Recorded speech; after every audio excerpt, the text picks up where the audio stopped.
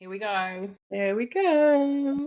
We were just warming up to our conversation. Welcome, everybody. We were just warming up to our conversation, and we're like, we need to hit record. Yes. I think we've just spoken for half an hour when we should So we're have. kind of mid-flow. So you're going to Yeah. catch us mid-flow, but we're obviously not going to be mid-flow. We're going to start at the beginning. Today we're going to talk about being in the arena, and how that is affecting us both right now, to a certain extent, and then also how we believe it can help your work. And obviously you've got the amazing Brené Brown who talks about it, but we would like to bring our take on it and just discuss it really. Yeah, so Should I read the speech? Yeah, why not? All right. Let me find it. It's not the critic who counts, not the man who points out how the strong man stumbles, or where the doer of deeds could have done better. The credit belongs to the man who is actually in the arena, whose face is marred by dust, sweat, and blood, who strives valiantly, who errs and comes out short again and again, because there is no effort without error and shortcoming. But who does actually strive to do the deeds? Who knows great enthusiasms, the great devotions, who spends himself in a worthy cause, who at the best knows in the end the triumph of high achievement, and who at the worst, if he fails, at least he fails daring greatly. So at this place shall never be with those cold and timid souls who neither know victory nor defeat. It's funny because I actually came across that quote in my early 20s, mid-20s, early 20s. So what's that, 20, 25 years ago, before the whole Brené Brown thing. Yeah. And it was something that really stuck with me. And actually, I think I created it into an artwork I was doing. I was playing around with photography. God, my memory, I can't even remember. I think I was working I did an apprenticeship at a print lab. Maybe it was earlier than my 20s. And I don't know what I was playing with, some early Canva type thing. Well, obviously very early, because we're talking like a long time ago. And I actually put it in on one of my photographs. And yeah, it was actually a portrait of myself. So weird to think about that. I was doing it then, but like totally randomly. Anyway, because I felt I've always been a little bit of a risk taker, but it took me until my 20s to actually do it sort of consciously and openly. But I guess I've always felt like I've strived, mostly because and I've mentioned this a number of times, but I grew up in a very male-dominated home. Yeah. And a male critical home, should I say? Don't know if that makes sense. But and literally I never really felt that anything that I did was really worthy or good enough or anything. And yeah, I was always striving and endeavoring. And I read that quote and I was just like, it was a little bit of a FU moment. So when the whole Brené Brown thing came out, I was like, yes. I was right. Yes. But we were just talking before we started recording about having our ideas and our questions and our why alive in our minds. And by keeping it alive, we need to exercise it on a regular basis. And as we were talking about before we came on, Melinda, we were talking about how you need to keep training for the arena as well as being in the arena. Mm, yeah. And in the early days when you're training to be in the arena, and then you get in the arena, and then you like You are pummel. getting your face smashed in. Yeah. But it's about keeping going, and we've promised ourselves we're not going to talk about the keep showing up, because it's not necessarily, it is about that, but it is also about that. And actually, this is something that I have, and it's slightly different. But people are there's so many considerations of women that do all the things, that they're super mums, and that's why I have this on my arm, because I don't feel like I'm not a super person. I'm not a superhero. I'm not trying to save the world. I'm just trying to keep up the fight and keep up getting in the arena and keep pushing forward. And I'm trying to essentially, safeguard my troops, and bash down the way through the forest. Yeah. I'm not trying to carry the world. I'm not trying to save the world. Like, I cannot do that. And I think that is what we're really talking about being in the arena. We can't take photographs of everybody, and we can't mentor everybody, and we can't be the photographer for everybody. And sometimes it's about rejigging. And I think there's an element of, I've seen posted recently, people on social media about not necessarily wanting to be the best and the bright and blah, and it's definitely not something I want to be. I don't want to be, this amazing superstar. I just want to be able to feed my family and save a bit of money, and see my work in different places, and write a book or share the way I see. I think there's this perception when those of us that are out in the arena, that we're trying to be the gladiator, we're trying to be the winner, we're trying to be, watch how Taylor Swift at the moment is getting such flack, and she obviously has her goals and her dreams, and she's being torn down, having like 4 Grammys and 4 consecutive albums, and then you've got Miley Cyrus that goes in, that's taken however long to get bloody Grammy, yet she gets torn down. It's like, what? Yep. And I know this is going a little bit off a tangent, but honestly, it is about, yes, there are always going to be critics, and there are always going to be people that are going to say things. But if you're willing to keep your art and your ideas alive in your mind, then those people that you meet and come into contact with and embrace, they see that. I see it. People in my studio, they come in and they start looking, and then I start talking to them, and sometimes people stay in there for like 20 minutes, and we're talking, because they get ignited by my images, and then I'm ignited because they're ignited by my images, that I'm then sharing about my passion, and then they, and it's this incredible, vibrant conversation that's happening. We're listening to each other, we're talking to each other, and it's happened over and over and over again, and it's something that you don't get from social media, and we were talking about that, weren't we? And I'm going to be quiet for a second, because I know you've got a lot to say as well. No, I'm finding it fascinating. I think it's so true, like that beautiful relationship, in like that in-person relationship. I just want to go back to, you said about fighting and keeping going on. And when I listen to you, it's a fight for your love. I think sometimes we can very much get caught up in the fight and think of it as aggressive. Yeah. Especially when we're talking about like in an arena. Like it feels aggressive. But you have to love deeply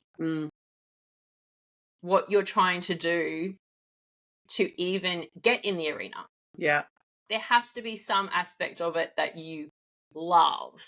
Like, I'm Yeah. sure for like a boxer or a gladiator, I mean, gladiators, they were slaves, they didn't have a choice, but the boxers or whoever gets in like an arena, it's the dominant side, or they They're do like in it for the fight. they're in it for the fight of like, maybe Yeah. they do like punching people in the face, maybe they do like the aggression of it or the money. When we talk about it,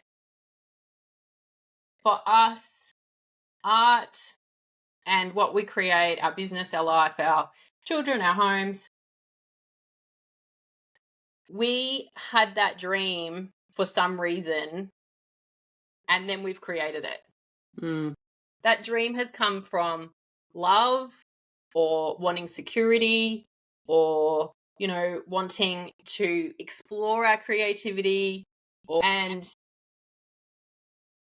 when I think it's just been obvious over the last few years to me as a mother to soften into what we're fighting for. Mm. Because Yeah. we can't sustain like a fight when it's an aggressive fight. No. Our creativity shuts down, we get stressed, our mind just goes, just so pinpoint. Whereas if we soften into it, that feels more courageous Mm. than the angry fight. Yeah. Yeah. Because to love something so deeply, to want to fight for it, is so vulnerable. Mm. And you have to be open, and you have to, I don't want to say it because we promised we wouldn't, but you have to show up. Mm. Whereas when you're angry, you can kind of walk away, give them the finger, and that's it. Yeah. Yeah. Yeah. Yeah. My in that terms, and it's quite funny because actually my fight has shifted because of that. Because before I was gasping for air and my creativity was fueled by that.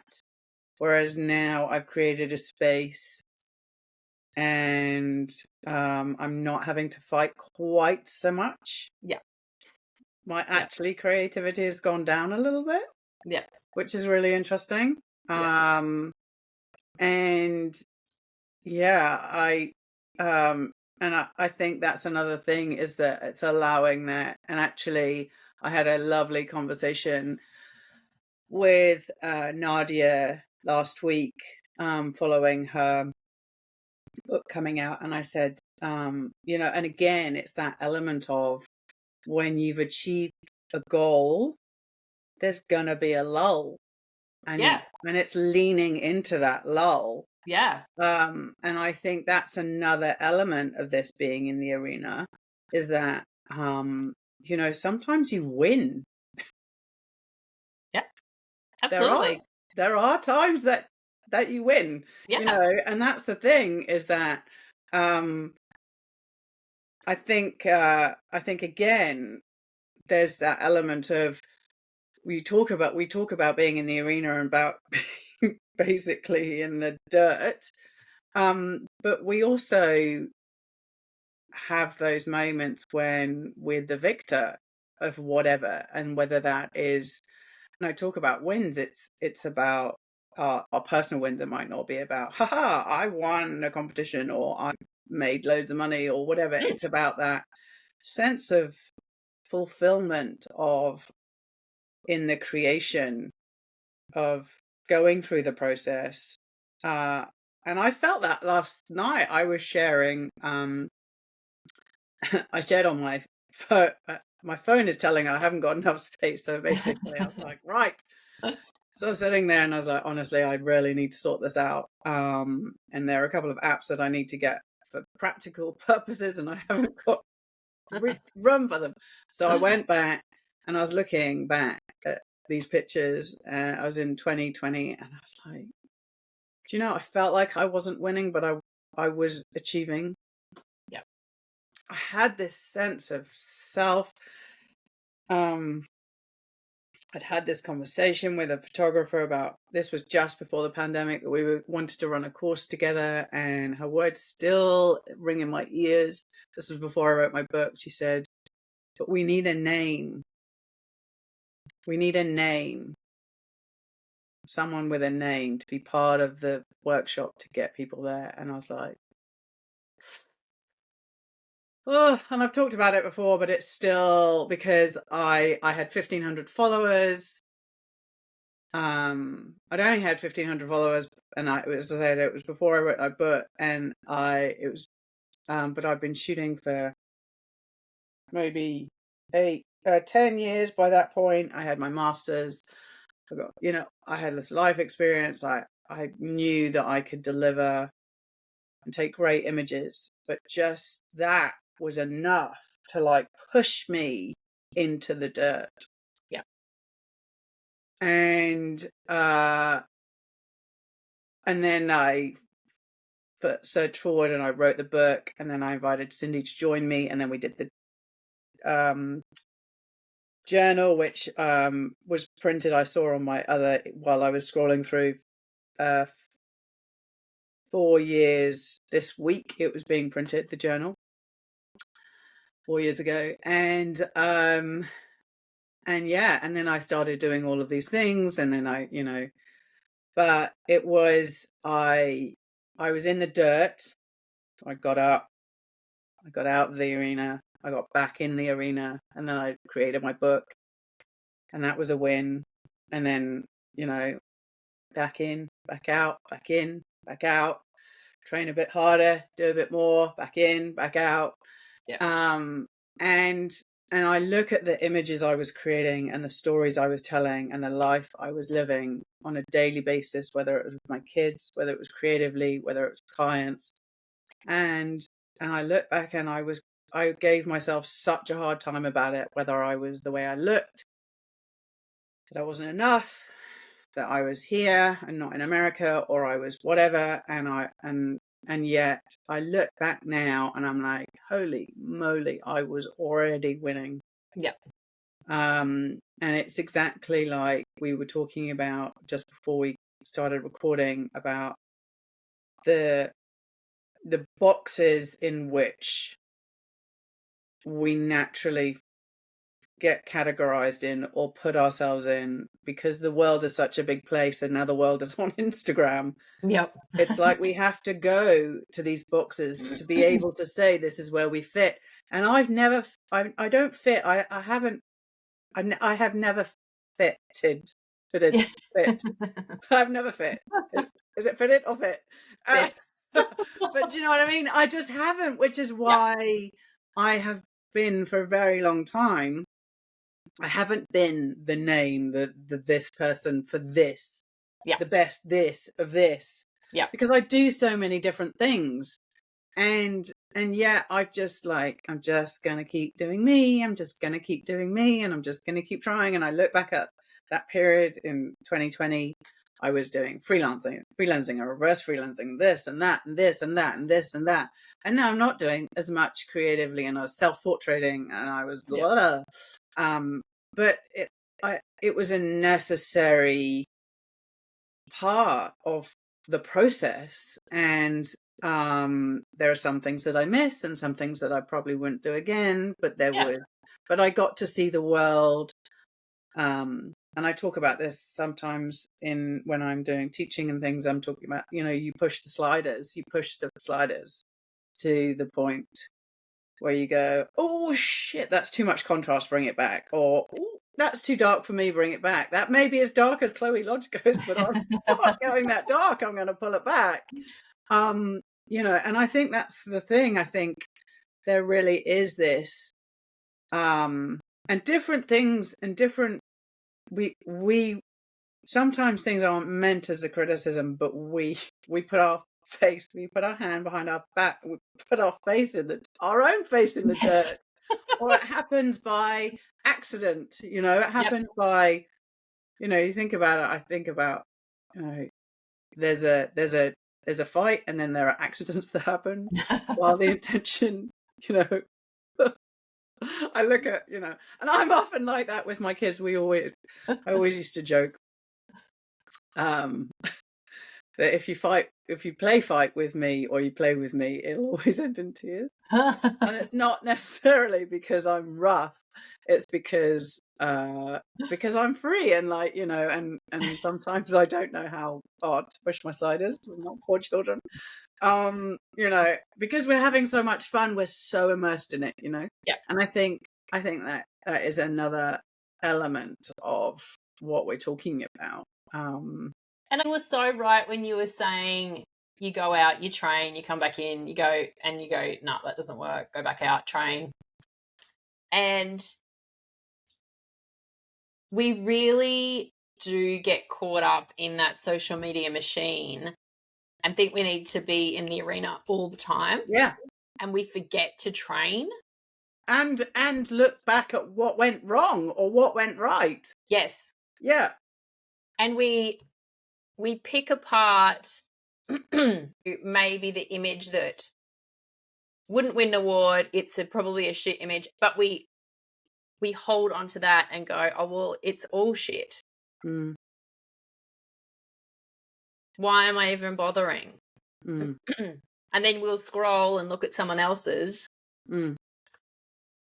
And we don't go out of the arena. We don't look at our whole body of work. We look at maybe that one image that didn't get any likes on Instagram. Mm. And then we don't train. And then we try and get back in the arena and do the same thing again. Yeah. But it doesn't work because we haven't trained and we haven't explored and we haven't tried different things and we haven't done reverse freelancing. We haven't done anything. We haven't learned from We haven't learned. mistakes. And we haven't learned about ourselves in that situation. Mm. We haven't looked at ourselves and gone, yeah, that was shit. So how do I make it better? Because it's my art. Mm. It's not the person's fault on Instagram that didn't like it. Mm-mm. And sometimes and there's also make shit art. And if you're in the arena on social media, you either have to take it really seriously and train and be that, be that person that's experimenting, be that person that's working on it. Or you have to just kind of have fun with it. And both are perfect. Yeah. Yeah. But there's also that element of the other person in the arena. Yeah. Which is one of the biggest mistakes we make as artists, I think, is that we think it's all about us. Yeah, exactly. And then we get upset when people don't buy our work and go, and this is another thing that my studio is helping me. I had someone walk in the other day and say, because I have landscapes up because I'm in the area and I'm and I'm like, this is what people want to see. But yet, they're like, oh, do you have a landscape of blah blah and blah blah and blah blah? I really like blah blah. Maybe you should get a picture of blah blah. And I'm like, oh shit, but I'm not actually a landscape photographer and I haven't set myself up to provide this service of being a great landscape photographer in this area. But obviously my space is currently selling that's what I am. Yeah. I'm not taking it too seriously, honestly. Yeah. I think it is serious. I have a space, I have rent to pay, and I'm not there as much as I like, but I'm working most of the time. And I'm not, I can't bloody take it too seriously, honestly. If I, because the thing is I could, and this is another thing, you can bend over backwards to provide the things that are being expressed that people want, and then they don't buy it when you have it available. And once you've been doing, in business for a number of years, you begin to understand that. And try and be okay with it as well, but adjust to it. And that's exactly what the same thing about being in the arena is that at the end of the day, it's a dance, it's a fight, you know, and I started my newsletters called, and I called them Abundance, which if you break it down in a silly little way, like I did, it's a bun dance, which basically is like the flip of a bun fight, because that's essentially what we're doing. And it's, you know, and essentially what we are obviously talking about is being in the arena in terms of selling our art and selling our services, because if selling your art or selling your services is not your focus, you don't even need to worry about being in the arena, because it's not, you're doing it for, not just, but you're doing it for the beauty of it, the Yep. enjoyment of it, the expression of it, and all of those things. Yep. Essentially, you know, just to sort of clarify the reality of what we're talking about. And I often feel as artists, we show up on social media and then we get upset when people don't buy our work or do, you know, but it's exactly following into that feeling of our human condition, and our human desire is to be in a room with someone, to press the flesh, to build relationships, Yep. more often than not. And I believe that we can, in this current time in evolution and art and creativity, we can so often that forget that we actually need to build relationships in Yep. person. Yes, exactly. And, you know, we can sell until we're blue in the face on social media and people don't buy. You know, there are people with hundreds of thousands of followers who aren't making any money because they're not actually building relationships. Yeah. They're building followers and they're not building relationships, and they're not building that, you know, as I talked about, as my Substack is, it's a love affair with light, which takes a little bit every day or a little bit every week. You know, you can't have a love affair with something without having that connection, that physical touch, that mental touch, that, you know, like intellectual The touch. You have to have sensory. it all. Mm, You have to have it all mm. to actually trigger. And as money gets tighter and money gets, you know, that scarcity is real now at the moment in the economic and, you know, everything that's happening in the world. It is real. And so we need to work harder at Yep. building those relationships. And And two, I want to just build on that, yeah, building the relationships. But our art, it can be so many things. It can be healing. It can be, it can bring up different emotion. It can be soothing. It has an emotional effect on people. And so mm, I love how you said, you know, we have to dig a little bit harder. And for me, when you said that, it's like dig harder into what I love. mm, What's the story I'm trying to tell in my imagery? What emotions do my pictures bring about? yeah, Like, if I expect someone to buy a photo of me, say a print, there, as you said, money's, you know, it's tight. So if they're going to put out a couple of $100, they have to feel a real emotion, or they have mm, to feel really attached to me to want to support me in continuing to make. And it's really easy. Like, we were having a conversation before I hit record about when you're scrolling and you were talking about people being in boxes, and sometimes it just feels like everyone's the same. mm, It just feels like people are producing a lot of the same things. And we can get quite numb to that, yeah, because you scroll and you're like, oh yeah, I've seen that, or oh, that's such and such. But actually, if you have a look, that's not such and such. It's someone else who might mm, have done a course with such and such, or they've followed the same people, or they read the same books, or whatever. mm, And it does make it harder to sell our services and our art because people feel like they've seen it before. And so that brings it back. It always has to come back to us because we're the ones creating it. Mm. We're the ones putting things out there and wanting people to exchange their money for it. Yeah. And so that is such a beautiful thing because we learn so much more about ourselves. Mm. We learn more about our art. It makes us experiment. It makes us see the world differently. And then it's this beautiful exchange of people going, "Oh, look at what she's created this time." Mm. And they might not immediately buy something, but it changes the way people look at what we're creating. Mm. Because they're like, "Oh," and they probably don't think about it as she's in the arena and she's showing up, but it shows our scope of practice. It shows we do experiment. It shows that we're willing to have a go. It shows courage. It shows, she'll put herself out there. Mm.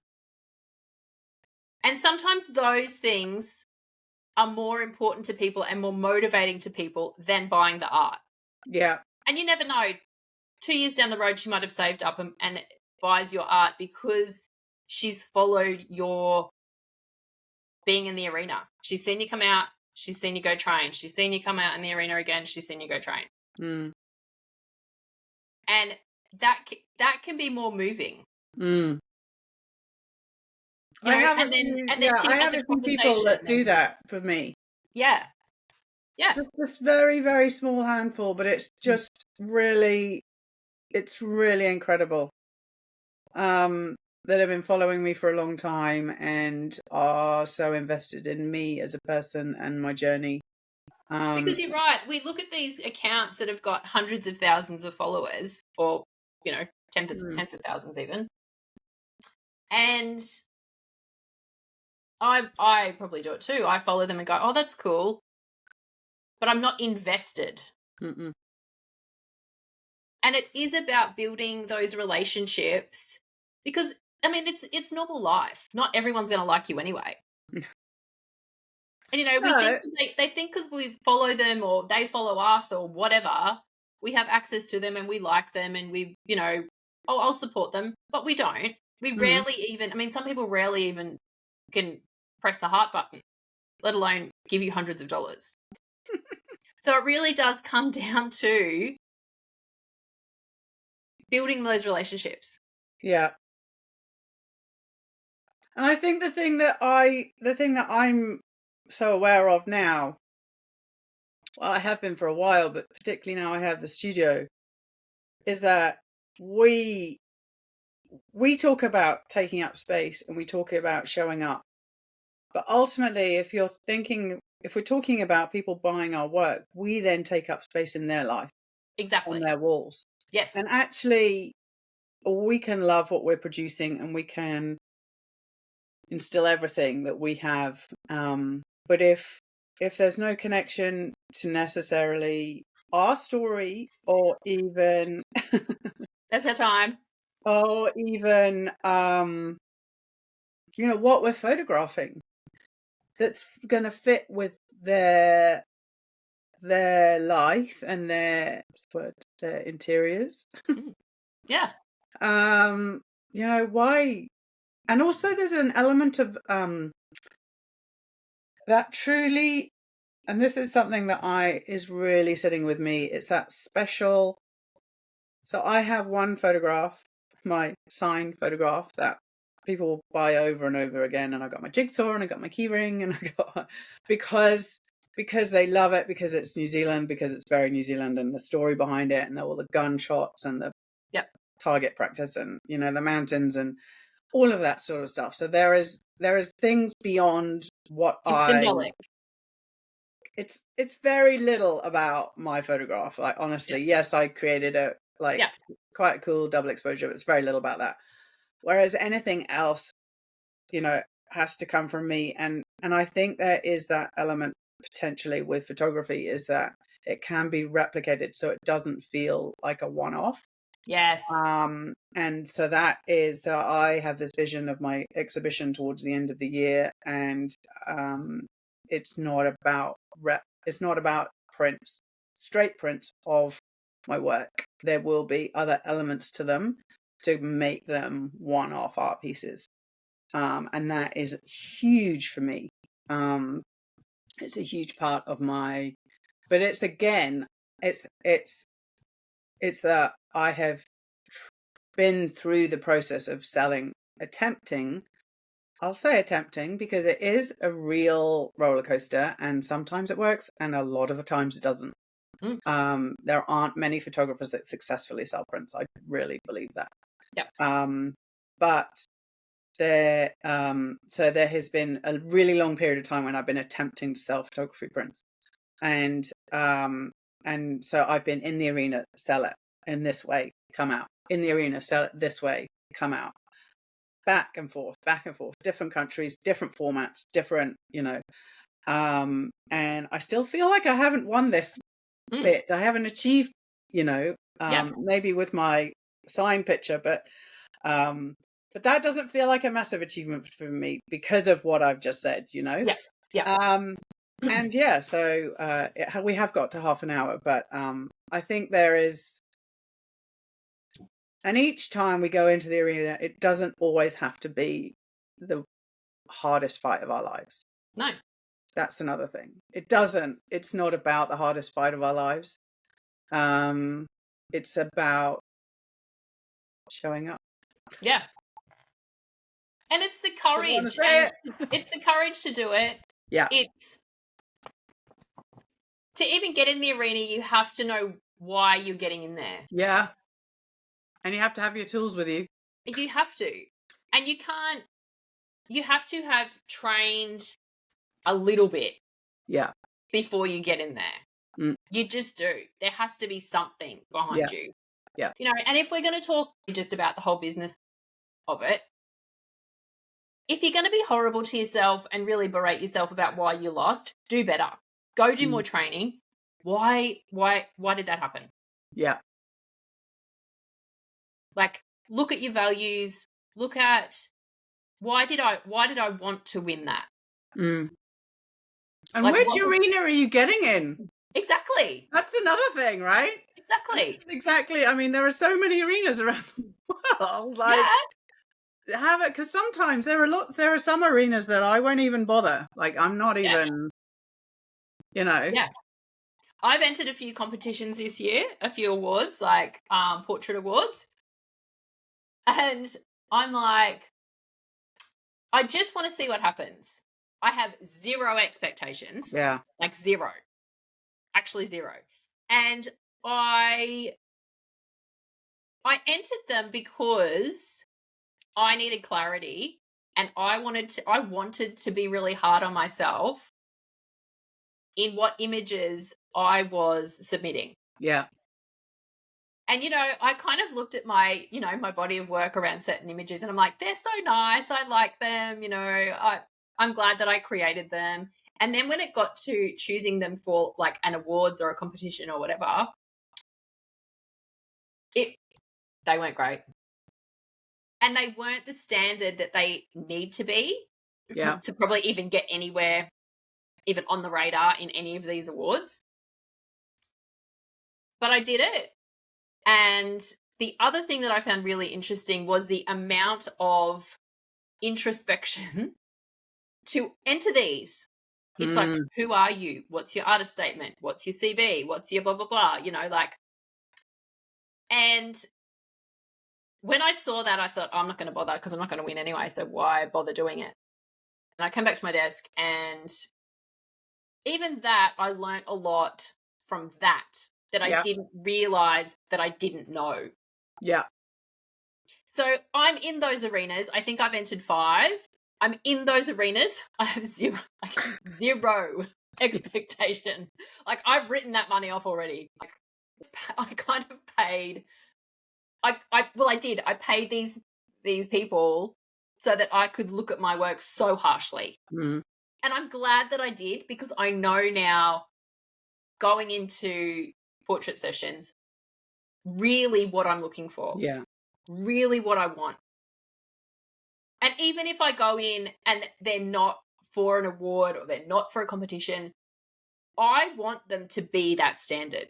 Yeah. And so you're right. Like, some arenas are a joke and good luck to you.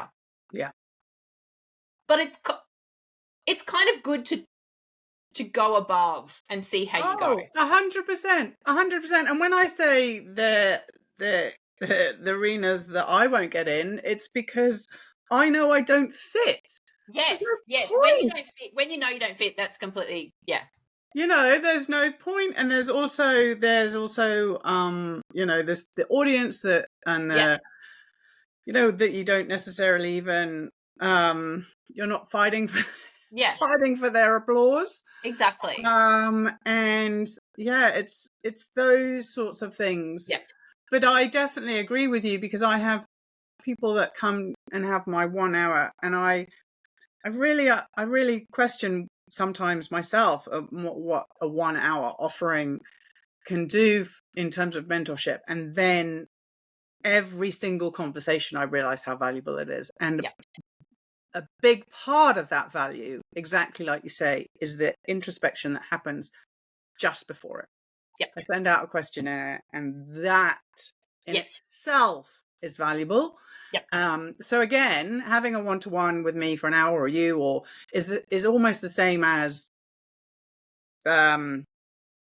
you know, entering competition and doing that, but you have someone to speak to, and you have, you know, and maybe some help and whatever. So an investment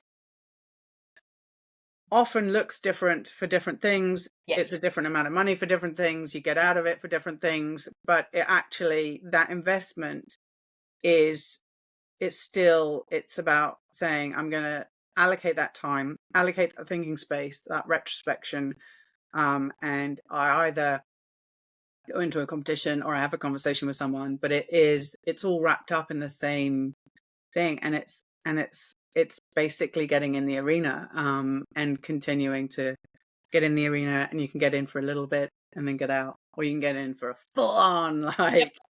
And it's expecting better of ourselves. Yeah. You know, Yeah.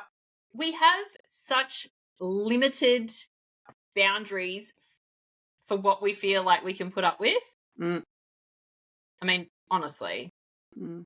I know that's to keep us safe and alive from tigers or whatever, but really, are you going to die?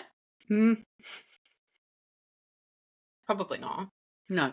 And it comes back to us. Yeah. If you're going to do it, just do it. Like, this is another episode we had, just do it. Mm. But again, that comes back to, you have a goal. You have a goal. The goal has either come from love, it's come from need, it's come from, you know, wanting to explore a certain emotion. It's about understanding you, because you're the one creating it. You're the one getting in the arena. You're the one that has to go to sleep at night and wonder if you've done yourself proud that day. Mm. Everything comes back to you. And, you know, like, yes, there's an audience. There's people watching on social media or not watching or whatever. But you're the one that needs to make yourself proud. Mm. And if people love that and they're in your corner and they're loyal to you and they want to build a relationship, then you both benefit, because you get to build that relationship back with them. Yeah. And if they don't, well, who cares? They're not your people, and you're going to continue to show up, be courageous, create your art, because it's about you. Mm-hmm. Anyway, that's my rant. And we've gone over 30, so we've gone over 45. We've probably gone over 45 now. That's okay. That's okay. But it's our podcast, and we can do what we want. Thank you very much for being here. Thank you for listening. Thank you for listening. Thank you for your time. Thank you for showing up. Yeah.